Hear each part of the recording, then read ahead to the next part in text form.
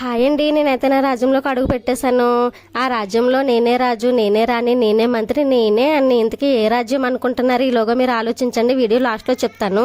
మేము కాకినాడ రాకముందు ఇక్కడ ఎండలు చాలా మండిపోతున్నాయని చెప్తే చాలా భయపడ్డాము. అయ్య బాబాయ్, ఎండల్లో ఒక్కపోతలు ఎలా ఉండాలని.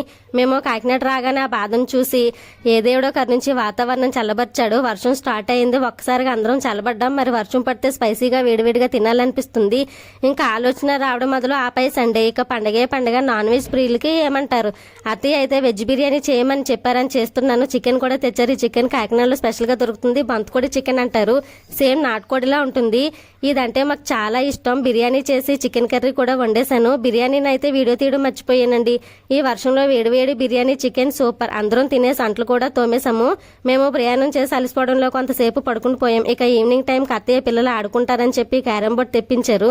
ఎండలు ఎక్కువగా ఉన్నప్పుడు ఇంట్లో కూర్చొని ఆడుకుంటారని. లాస్ట్కి ఆద్యకి అయితే ఆట ఆడడం రాదు. ఈసారి నుండి నేర్చుకుంటారు. మరి వీడియో నచ్చితే లైక్ చేయండి, షేర్ చేయండి, సబ్స్క్రైబ్ చేయండి. పెళ్ళైన ఆడవాళ్ళకి ఏముంటుందండి, రాజ్యం వంటగదే కదా తన రాజ్యం అనుకుంటుంది. అత్తమామల భర్తకి పిల్లలకి వండి పెట్టుకోవడం కోసం స్త్రీ తన ప్రేమను అంతా పోసి వంట చేసి అందరికీ పెడుతుంది. ఇంతకన్నా రాజ్యం ఏమి కావాలండి స్త్రీకి? అంతేగా, ఏమంటారు? కామెంట్ చేయండి.